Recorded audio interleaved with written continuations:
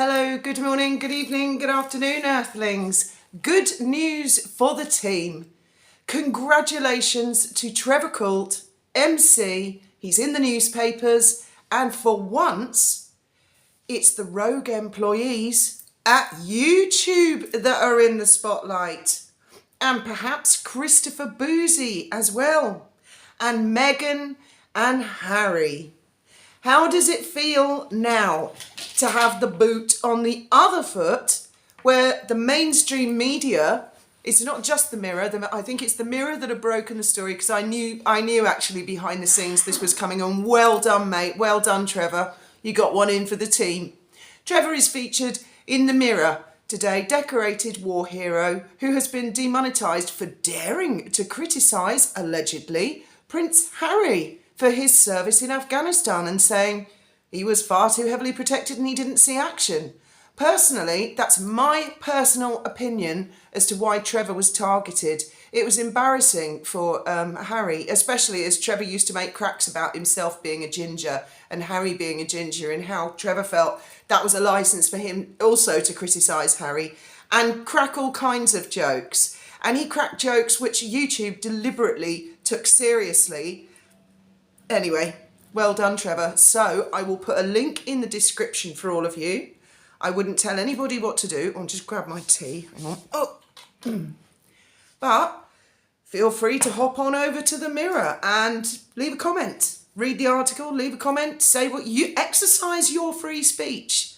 So when they started all this and picking on Wally, because she was a 65-year-old pensioner living alone with her cats in Wales, they thought, oh, we'll bully her, give her a few kicks, no one will say anything, no one will make a big do.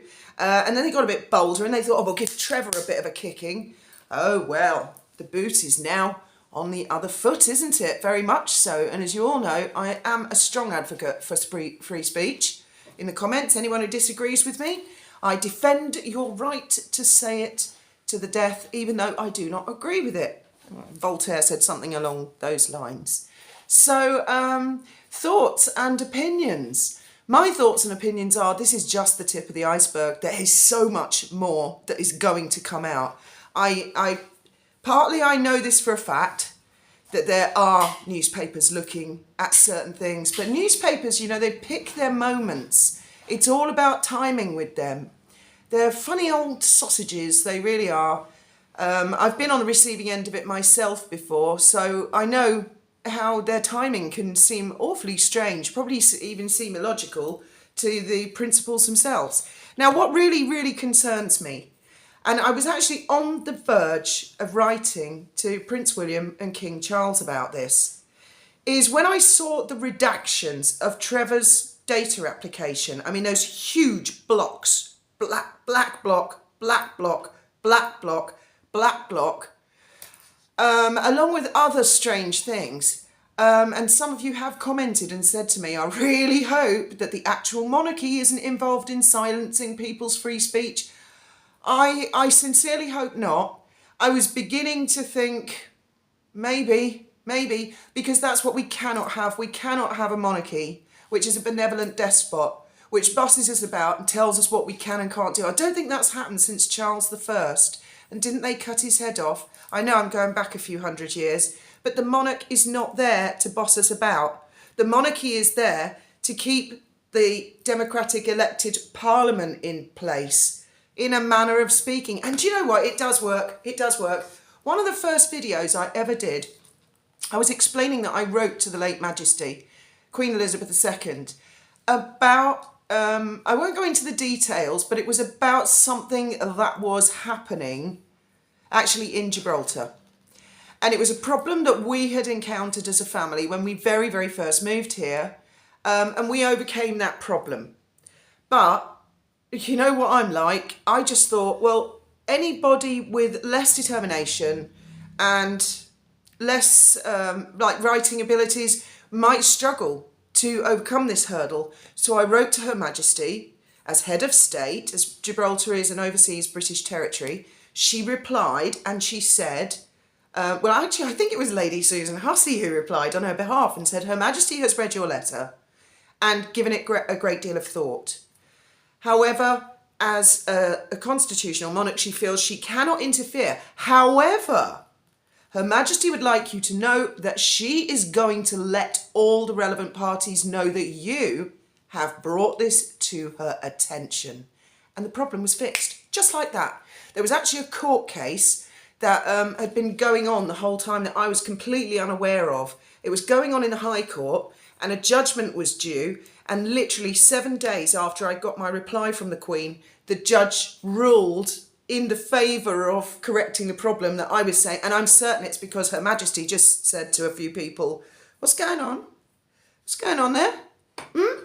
I'm not interfering. Just want to let you know that this person has written to me from Gibraltar and let me know that this is happening. And I kept the letter, but I've lost the letter now. We were looking for it the other day. But it's on one of the first videos that I uploaded on here. I think it was the second video I ever did, if you want to go and see the letter. And I explain a little bit more. So that is really, you know, the beauty of the monarchy. And I would urge people who are in favour of abolishing the monarchy and republics and stuff, because on that particular occasion, I had written to the Prime Minister, the then Deputy Prime Minister, I'd written to our representative MEP, I'd written to the Chief Minister in Gibraltar, I'd written to the Governor of Gibraltar, I'd written to loads of people. The Governor of Gibraltar did reply to me, but I wasn't, you know, there was nothing much he could do at the time. And he is the representative of the Queen, and that's why I had gone on to his boss. But none of the politicians replied to me. Get that one, Republicans. Not one of them. Not even the Chief Minister in Gibraltar at the time. And it was a different Chief Minister then. I'm pretty sure. It's not the one we've got now. None of them had replied. And the MEP had not replied. And the Prime Minister of the United Kingdom and the Deputy Prime Minister at the time, who I think was Nick Clegg, Liberal Democrat, he didn't reply. None of them could be bothered. But the late Queen did. And she replied quite quickly as well. It was about a month after I'd written the letter.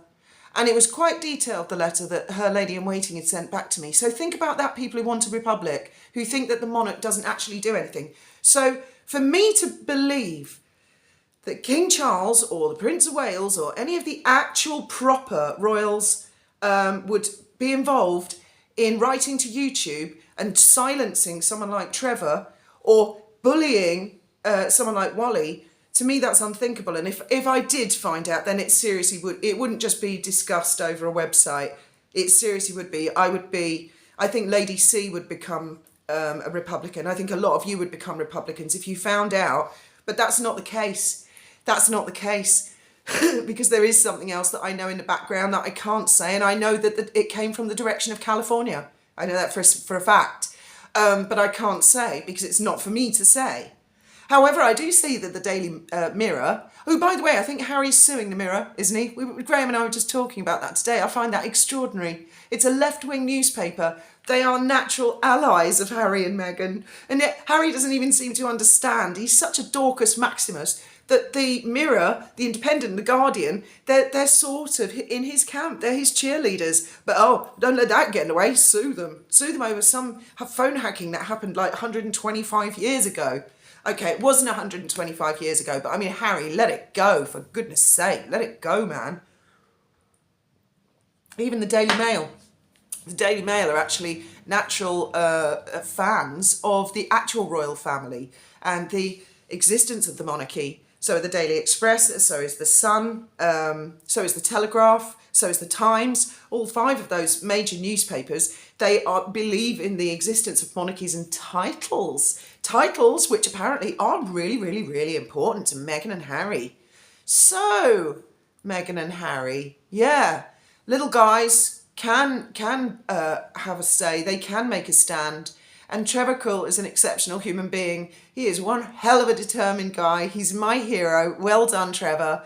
Let's all get behind him and give him some support. And in the meantime, let's hope for some justice for Wally as well, because I haven't given up on that. I haven't given up on Wally. I haven't heard a reply from Alphabet Incorporated, and I don't actually expect to, because what I did was I whistleblowed to an HR department about what I believe has been going on in YouTube and in the monetization section and within rogue employees. And I haven't given up on finding a hard-nailed link between Christopher Boozy, in my opinion, the online henchman, troll and bully, who was featured on Meghan and Harry's Netflix documentary. I'd like to see that at least $1 exchanged hands, because then I believe that the mainstream media will eat her alive for being associated with one of the biggest online bullies of all time online, despite all her carefulness and mindfulness and compassionateness. Anyway, as always, people, thoughts and opinions, and congratulations, Trevor. Thank you very much for listening.